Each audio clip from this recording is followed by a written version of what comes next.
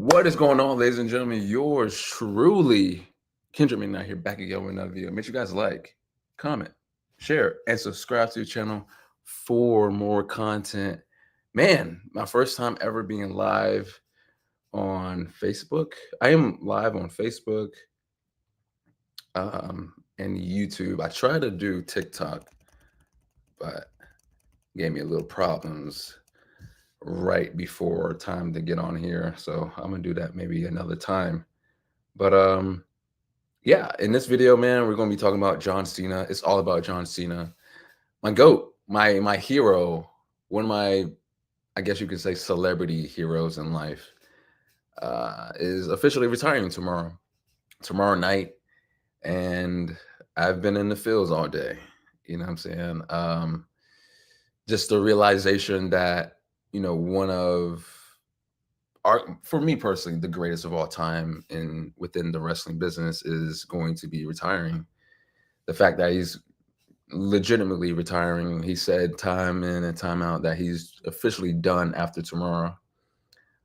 It's surreal, man, because I remember telling a story on here where he was legitimately the reason why I got into professional wrestling, into WWE. I would just flip through the channels and just happened to come across a guy just coming out with jean shorts, baseball cap, talking about hustle, loyalty, and respect. Had a crazy spinner, beautiful belt. Talking about you can't see him. Like, who is this guy? What does he do?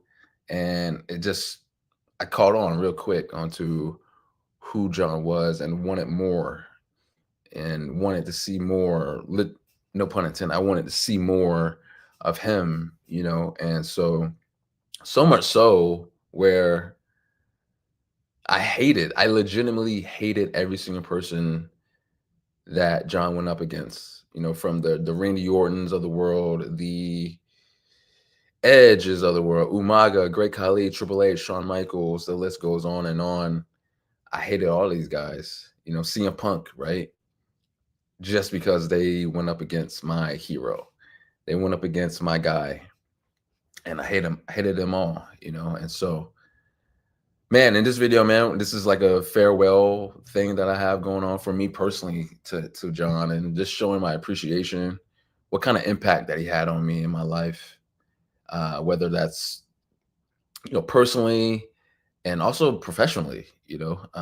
John is a very, very wise individual. If you just watch his interviews and just how he moves, and just how the mindset for the business is very, very cool. You know what I'm saying? And so, man, also sharing my top 5 John Cena matches.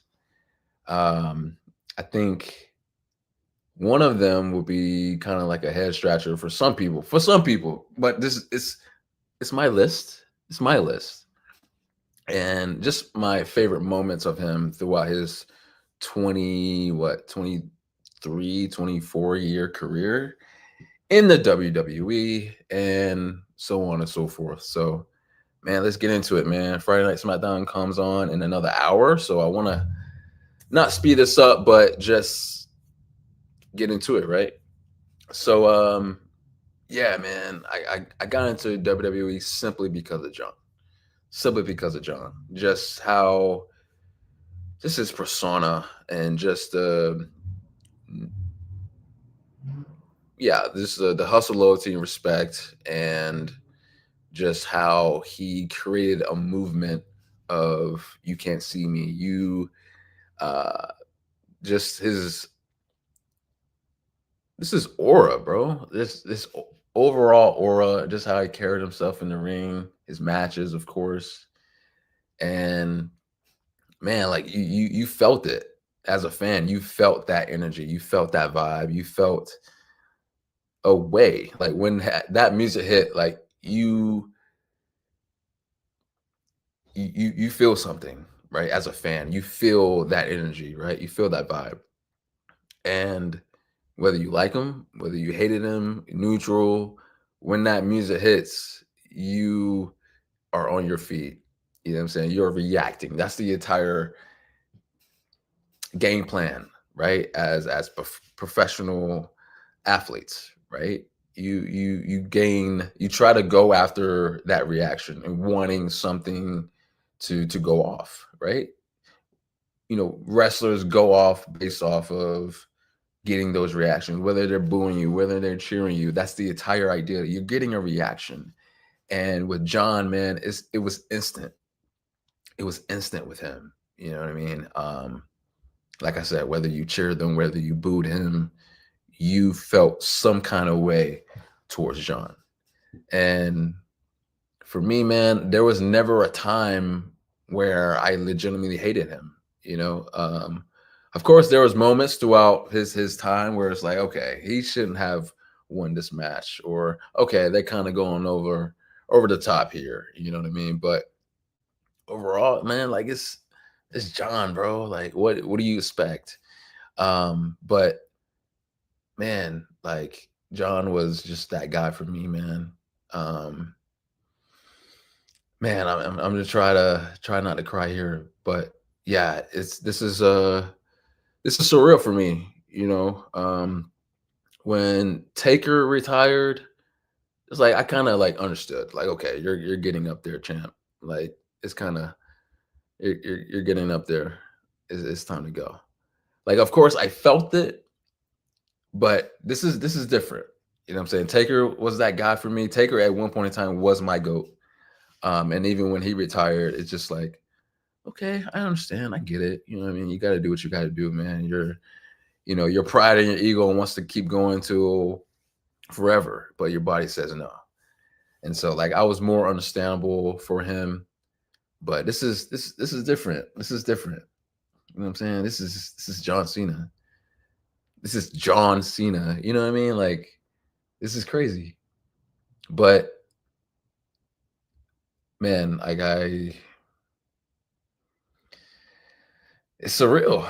It's surreal, man. So I'm definitely gonna be tuned in tomorrow. Definitely gonna be tuned in. And what better way to go out with one of the best that's going on right now with Gunther? I know a lot of people are complaining about Gunther being the one to, I guess, end John Cena's career, and so many other names like The Rock could have been the one. They could have worked something with AEW with Edge being the final opponent for John, or um, Roman Reigns being the guy to end John Cena's career, or Brock Lesnar, Cody, right? The list goes on and on. But I feel like having a younger talent like a Gunther, who's arguably the best young talent in the WWE going on right now, what better way? He ended Goldberg's career back at another Saturday Night's main event, and he's going to end another Legends career, which is crazy. He's going back to back with it at the same show. Um, so yeah, man, I love the idea of Gunther being the one. And even though the tournament was cool, we got to see the returns of Dolph Ziggler, Nick Nemeth, or whatever you want to call him, Zack Ryder, Matt Cardona, whatever you want to call him. It was cool to see them get those pops. It was awesome to see guys like LA Knight, Solo Sikoa, even Jey Uso get opportunities to go further in the tournament. But when this idea of the tournament came along, and I saw the people in it, I knew Gunther was going to win. Gunther was already an idea for me, just as a fan, to be the one. And so when they came up with this idea with the tournament, I was like, okay, you got to fight for it, I guess. But it was always going to be Gunther to me. And so, man, like I'm just excited to see how the match goes, how long it will be, and just how far they're willing to go with his last match. They're going on last. That's obvious. I saw something about them going first. I knew that was Cap. I knew that was Cap. You know what I mean? Like it would be. It's going to be a great match between Cody and Oba. It's going to be a great match between Soul and Bailey, and the tag match with AJ Dragon Lee, Javon Evans, and I forgot who his partner is, Leon Slater. That's gonna be great. It's gonna be a phenomenal match, no pun intended. But John and Gunther has to be the final match, no question. This entire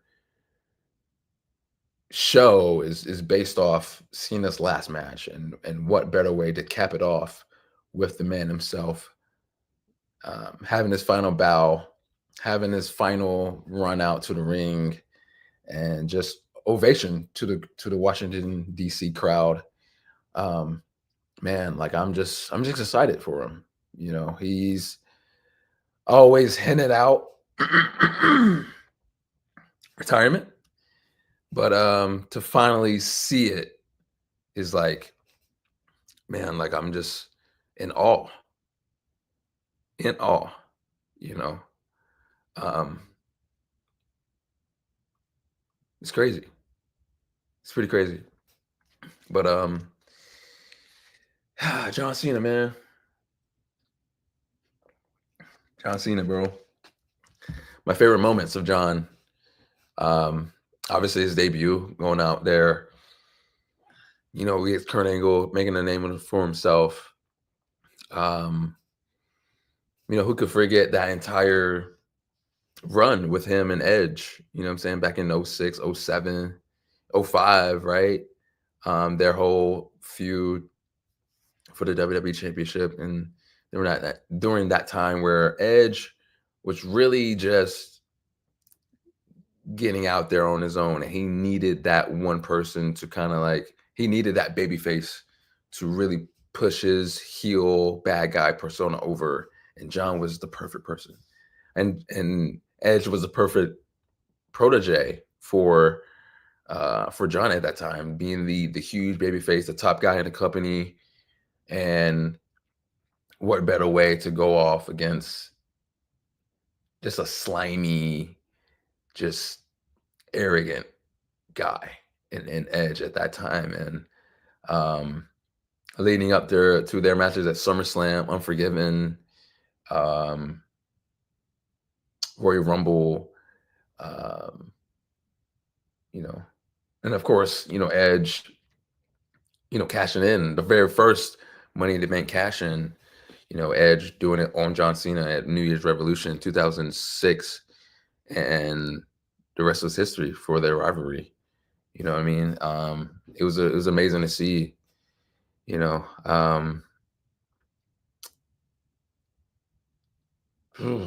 man. Obviously, 17 world titles. 17. Never seen 17. The match itself, it was okay. It wasn't better than their SummerSlam match, but Cody and Cena at WrestleMania 30, not 30, but 41 was good. It was good. It was a good match. It could have been a lot better. Their SummerSlam match blows their WrestleMania match through the water. But at the same time, it was an amazing sight for John Cena to win the 17th title as a heel where no one ever thought he would ever be in that persona ever again. He's been a good guy, babyface for so long. Never been heel outside of the basic thugonomist, right? That whole era. But to see him as a bad guy in 2025, teaming up with guys like The Rock, having that visual of knocking Cody out with the belt, not once, not twice, but 3 times. And having that visual with him and Rock, Travis Scott, who I thought was totally unnecessary for that. But at the same time, it was a great sight. I feel like they didn't capitalize on his heel turn as much as they should have. With him having such a tight schedule, only like 30 something dates at that point when he turned. There's not much to capitalize on that. You know what I mean? Had a few appearances to do promos and stuff like that. I feel like to get a full heel turn over, you had to have it going for at least 6 months, 7 months, maybe up to a year for it to be solidified. And they didn't capitalize on it. You know what I mean? He was only heel for a good, what, three, 3 months, four. And even within those 3, 4 months, it was only selected dates. So like most of his matches throughout that time, well, that he was a heel, it was only like a good week and a half, 2 week builds to the matches against Randy Orton, CM Punk, the one off with R-Truth, um, uh, even the face off was with the face offs with Cody leading up to WrestleMania. It was good. It was good. It was good stuff, but it just didn't hit all the way. You know what I'm saying? So just the visual, how it was set up for the heel turn was great. It's just the run itself from Elimination Chamber to that SmackDown before SummerSlam was good. It was solid. It was okay, but it was what it was. As fans, it will be something that we will debate till forever. How Cena's last run could have been, and his retirement tour, and how better it could have been, right? And how better written and more dates could have been out there for him to do. You know what I'm saying? And so, man, favorite moments, man. Obviously, him winning the 17th. The match with Randy, it was dope. It was cool. It was something that we wanted to see for a very long time. One more time, John Cena, Randy Orton, arguably John's biggest and greatest rival. Everybody goes back and forth with him and Edge. It's a tight race there, but I'm gonna slightly go Edge there because they truly needed each other, Edge and Cena, right? And it was the definition of a nemesis that they both needed. Um, Cena or Randy is kind of like Kobe versus Braun. You know what I'm saying? Like, who's the top dog between these two top dogs? But Edge and Cena was poetry in motion. They needed those matches to get each other off. You know what I mean? And be able to factor in who their characters were, even during the time and even after, right? And so that's why I say Edge is Cena's greatest rival in my opinion, right? And so, man, it's awesome to see, very very awesome to see, man. So, man, my favorite matches of John's favorite matches. I got my top 5 right here, man. It was a tough list. It was a tough list. Very, very tough list for me to do this, man, because he's had so many bangers throughout his career. And this comes from a guy that people say that couldn't wrestle, 5 moves of doom, and he's just not a good worker. And man, I got 5 matches here that just solidified his career, in my opinion, and that is a great worker. You know what I'm saying? And so I got 2 honorable mentions. Pretty much they're like 6 and 7, 6, 7 in my list. You know what I mean? And so 7, I will have to go with Cena Rock, number 1 from WrestleMania 28. Just the build up, just the hype, And the fact that two greats from different generations are going one on one once in a lifetime.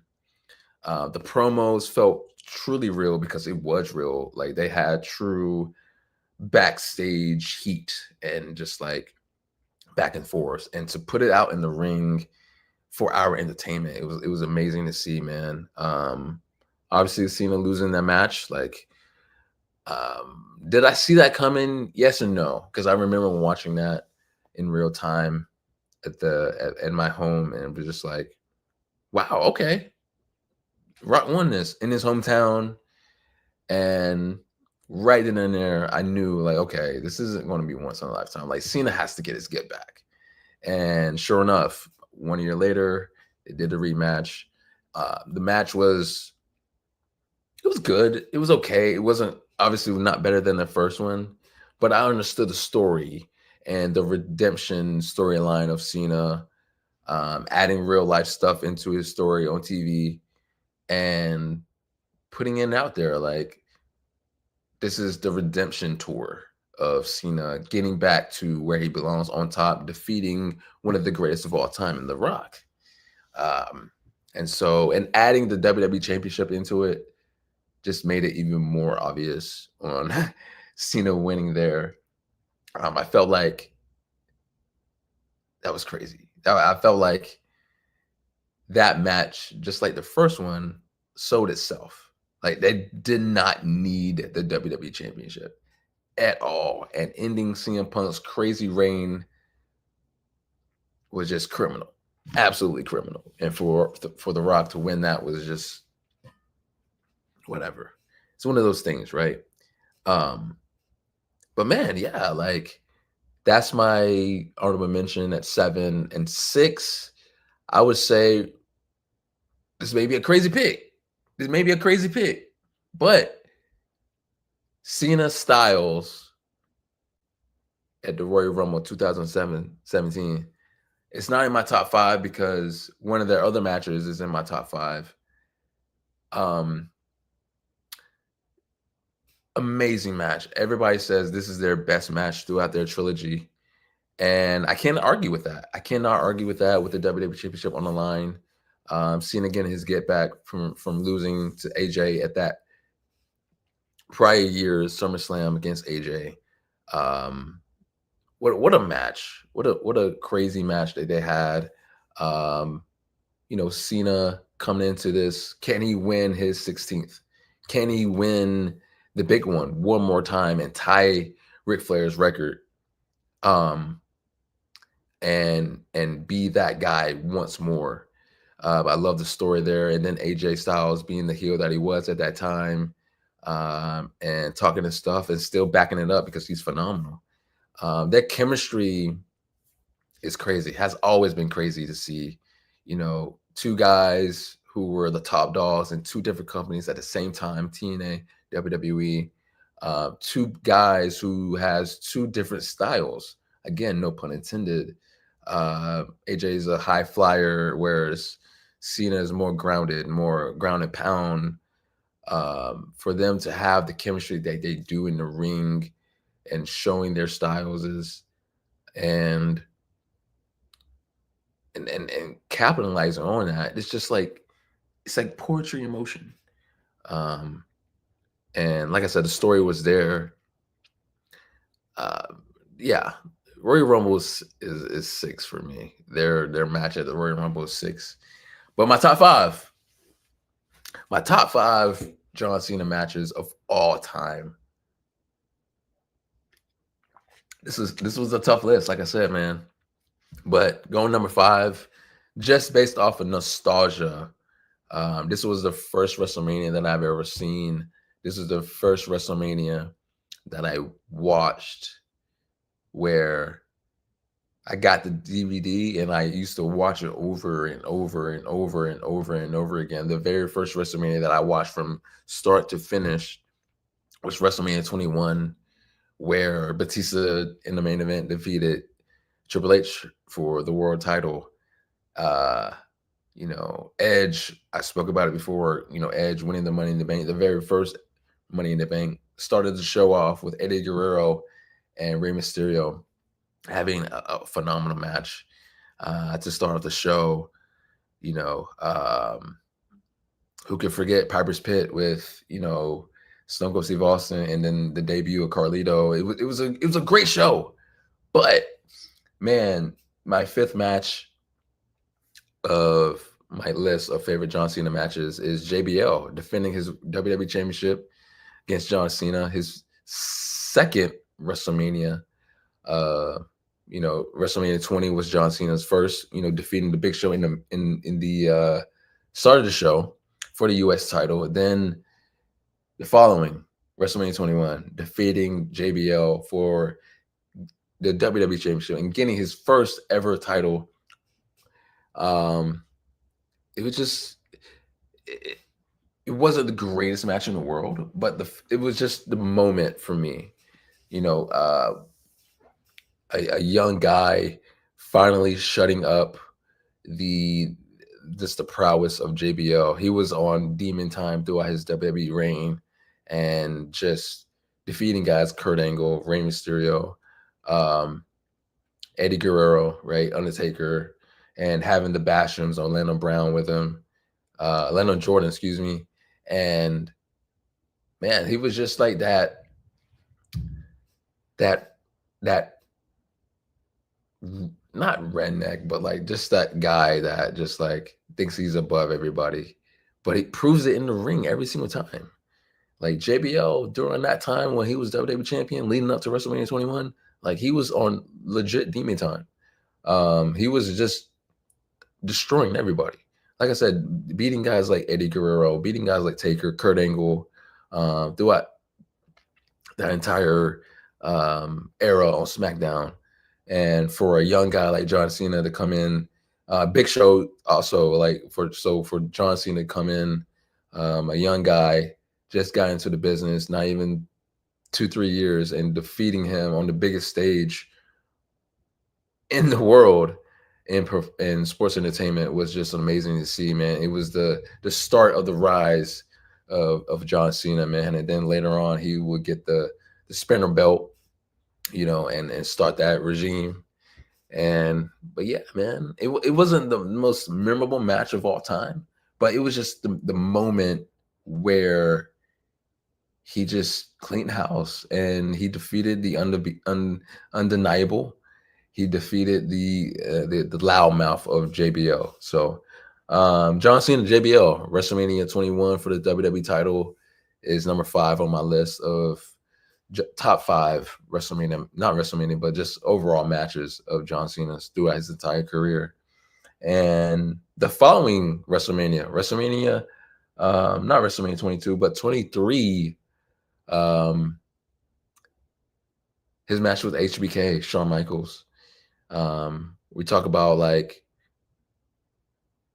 someone who had instant chemistry with John and just amazing matches, whether it's a WrestleMania stage or a Raw or a SmackDown or just a pay-per-view.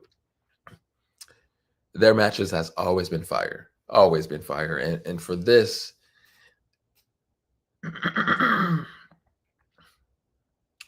it was one of those things where Cena was still not accepted to be that guy in the company, right?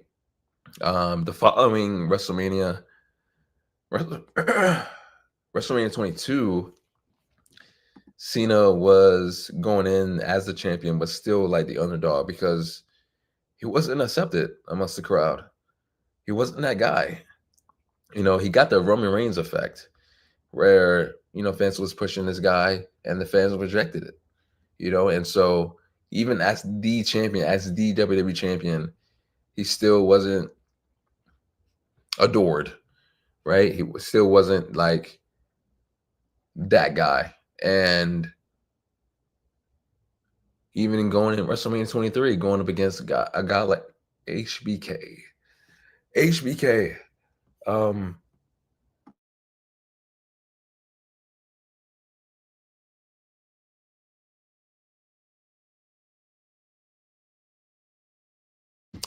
going up against a guy like HBK is like one in a million, one of the greatest of all time. For me personally, Shawn Michaels is in my top five ever, and so but that's everything included: mic work, aura, um, you know, just in ring ability. But if we're talking about in ring ability straight up, like Shawn Michaels has got to be number one. And so, Shawn Michaels can have like a match with a book or a shovel or a rake or a vacuum cleaner, and it can be the greatest match of all time, 5-star easily. And so their WrestleMania 23 match in the main event for the WWE Championship, and at the time they were tag team champions, world tag team champions on Raw. Um, Amazing match, absolutely amazing match, man. And so, um, man, it was cool. It was awesome to see, and and so it was an amazing match, crazy match, good match, fantastic match. You know what I'm saying? And so, um, but yeah, it just wasn't better than their Raw match, April 23rd, 2007 on Raw, and that's number three, back to back Shawn Michael matches in my top five with John. You talk about a match where it was it was hard hitting, and it showed that Cena can hang with one of the greatest. It showed that John can actually wrestle, and it was during that time where like John was, you know, still getting that heat from the crowd that he can't wrestle or can't do this, can't do that, five moves of doom, and all that stuff, right? But it showed that night. It showed that he can go. It showed that he can, you know, go up against one of the greatest. And even though he lost that match, it shut up a lot of people at that time. And I remember watching that match as a kid. You know what I'm saying? Um, didn't really gravitate towards it as a kid, of course, because you're not really understanding of the business. But as I got older and kept rewatching it, it was just, man, like it was amazing, amazing match. It was crazy, and so, um, but yeah, their Raw match on 2007. I think they were like overseas. I think they were like in the UK or something like that. Um, Crazy, but not crazier than the second match that I have on my top five John Cena matches.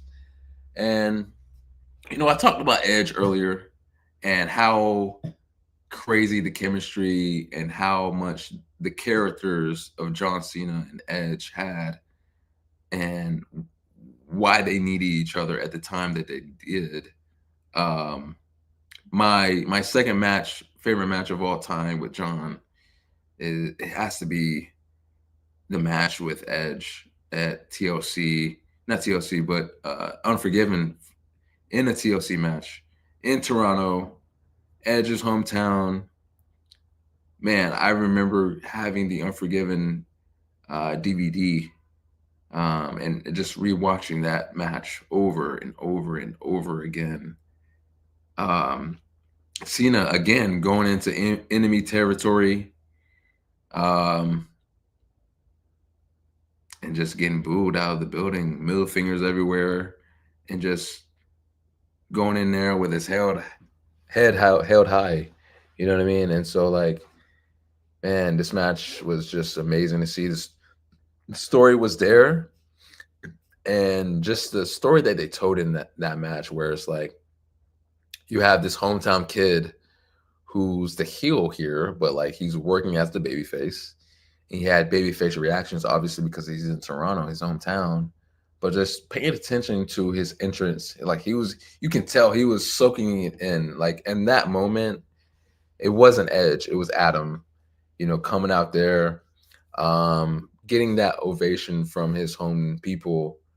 Um, it was dope, man. And obviously the spot to end the match, getting the then fu off the ladder into the chairs to end tables.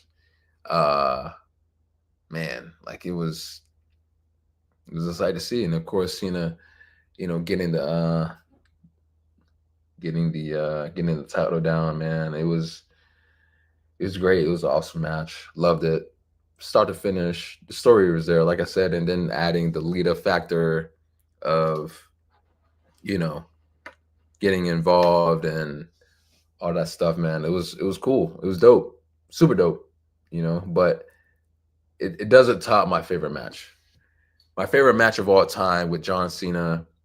I mentioned it earlier, 2016 SummerSlam, AJ Styles, John Cena. I don't know what it is about this match, but people keep putting the Royal Rumble match over this one, and I respect it. I respect it, but this match meant so much to me personally because AJ and Cena has always been inspirations to me.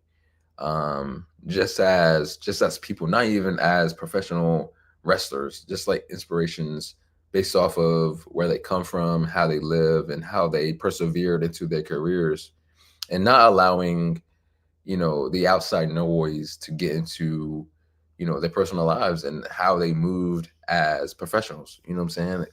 AJ Styles, someone who is country. You know what I'm saying? Like born in Carolina, raised in Georgia. Like you don't have to be from a major city. You don't have to be 6'5" or 6" or be 200 or 300 some pounds to make it. You know what I'm saying? In the wrestling business, um, like you can block that noise and be different and be unique and be that person that is, you know, all of these things, but at the same time, your in-ring ability um, does the talking for you. AJ Styles isn't known for his mic work. He's known for his high flying abilities and being able to um, persevere and make again similar with HBK, Shawn Michaels, like having you can have a match with um, a pool stick and have a great 5-star match. That's how great AJ Styles is. And his time is coming up too.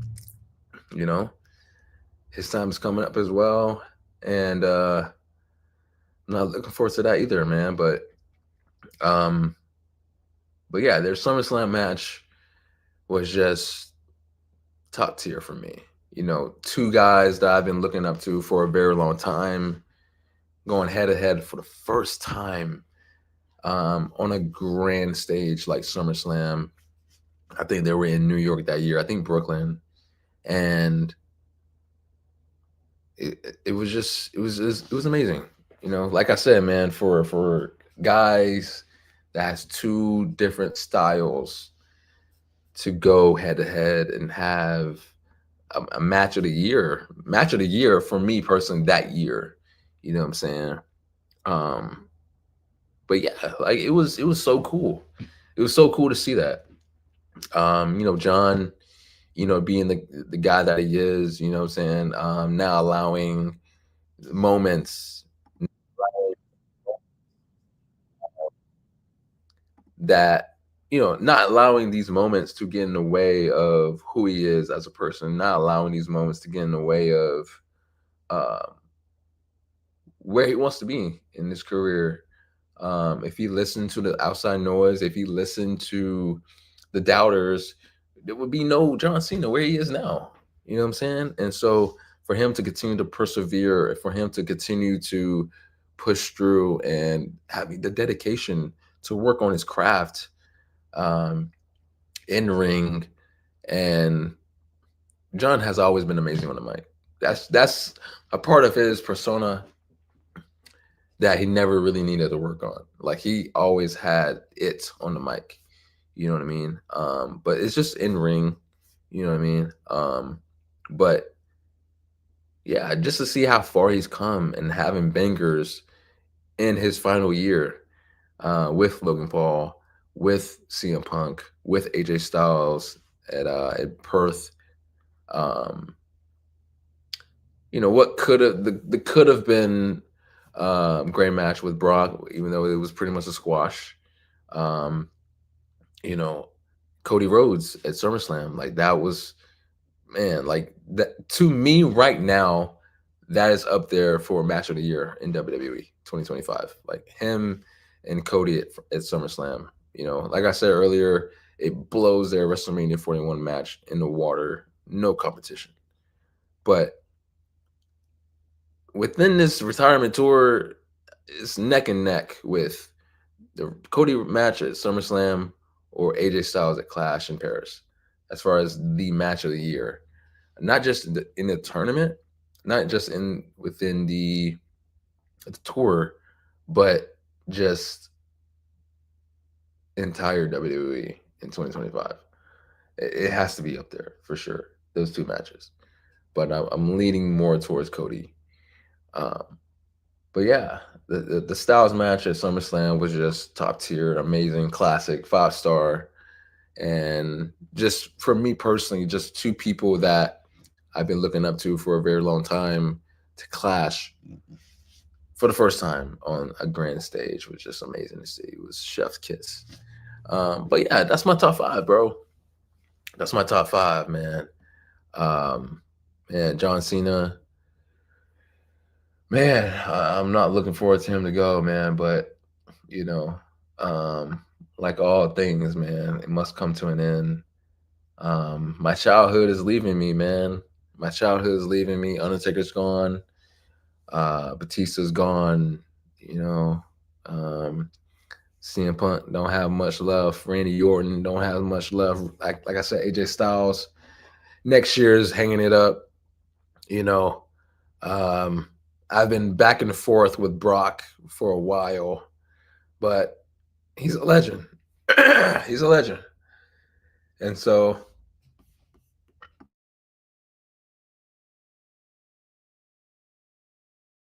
I had to put that respect on his name. You know, Brock is he's a legend. So like whenever his time is up, I'm gonna feel some type of way. Definitely gonna feel some type of way because it's Brock. He's been a premier athlete for a very long time, and he's put on bangers as well. You know, I had the privilege and the honor to see Brock one time. Even with John, like I seen John one time, and it was just magical. So much so that normally when someone comes out when I go to WWE shows, like their initial entrance, like I phone is out. But when John came out in that show in Charlotte, North Carolina, like I wanted to do it old school. Like my phone is in my pocket. Like I wanted to enjoy this moment. Yes, I cried. Yes, I was in the moment. Yes, I was just like, man, like my hero is literally right here. Crazy, wild. And so, man, like I wanted to soak that moment in, seeing John for the first time, no phone, just as a fan, man. Like I'm looking at this guy, like this is real. He's real. Crazy.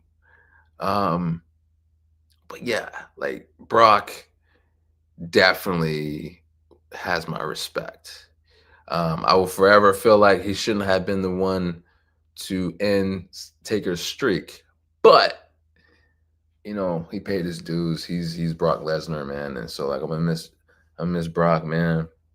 But oh yeah, all the legends are leaving. All the legends are leaving, man.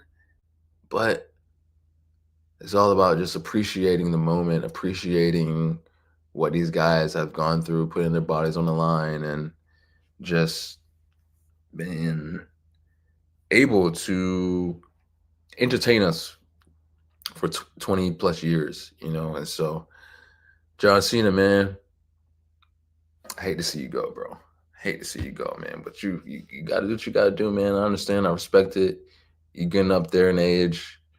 Um, similar to Taker, like I said, your mind Pride, ego say you can do this forever, but the body says no. You know what I'm saying? But man, this was my farewell to the greatest of all time. You know, I talked about my favorite matches of his, my favorite moments throughout his career, and what John Cena meant to me personally. Um, you know, John Cena is more than a um, wrestler. You know, he's an icon, he's a legend, and like I said, man, he was my hero, is my hero, and for him to retire his way, you know, like, there's a lot of guys, man, that was forced to retire based off injuries and all this stuff. And people, talking their talk that he's making it like a spectacle. It's all about him. I mean, why not? Like I said, so many wrestlers were forced in retirement based off injuries and couldn't go out their way. And here is, the greatest of all time doing this and giving back to the business, giving younger talent an opportunity to shine and having that notoriety. So once John leaves, here's an up and comer. You know what I'm saying?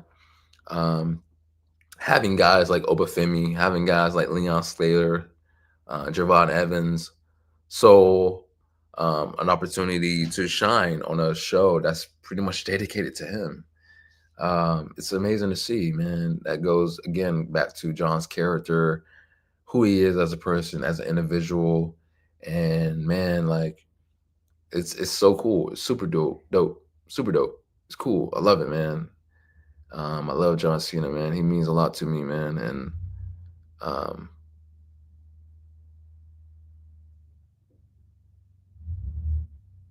yeah, yeah.